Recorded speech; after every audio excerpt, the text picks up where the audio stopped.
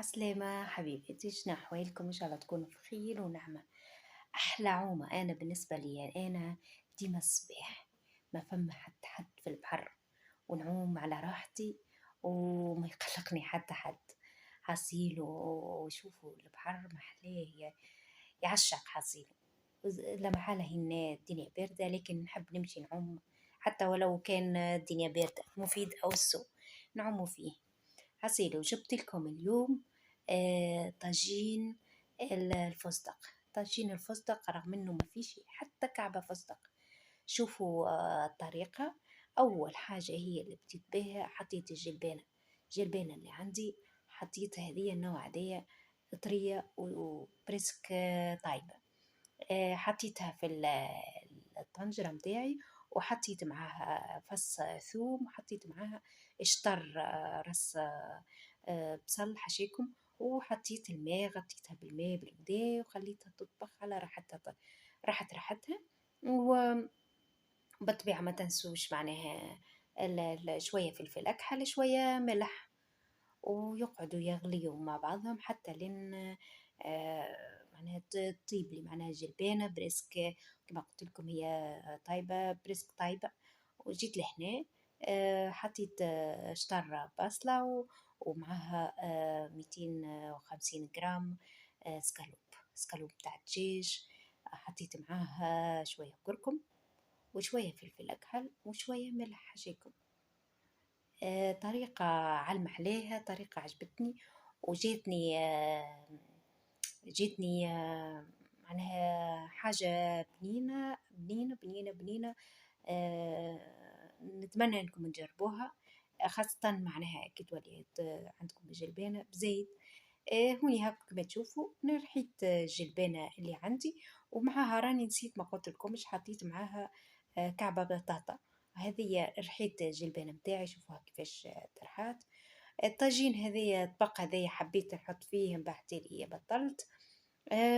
ما لقيتها معناها شوية الخلوط متاعي شوية، حطيت هكا كما تشوفوا كعبتين عظم. رحيت نيجا كما شفتوا معنا حتى الدجاج. هكا خلطت معاهم كما تشوفوا كعبتين عظم، ومن بعد تالي راني زدت كعبة أخرى عظم. هوني كما قلت لكم الخلوط لقيته متاعي شوية متاع الجلبانة، وأنا حابة نقسمه على اثنين. حطيته في الطبق هذايا الصغرون. حطيت هكا كما تشوفوا ثلاثة كعبات آه، ثلاثة كعبات بيض. نخلطهم مع بعضهم بالكدا ونزيد عليهم طريف جبن اللي عندك من نوع من الجبن. حسيلو كما قلت لكم حطيت ثلاثة.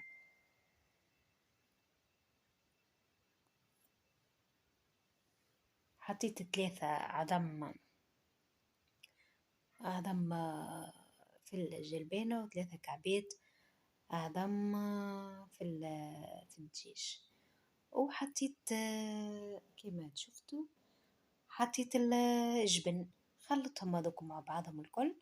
ومن بعد تالي نحط كما شفتوني حطيت طبقة من الجلبانة في الأول، ونحط بعد تالي طبقة متاع الدجاج، ونكمل نحط الباقي متاع الجلبانة نحطه من فوق.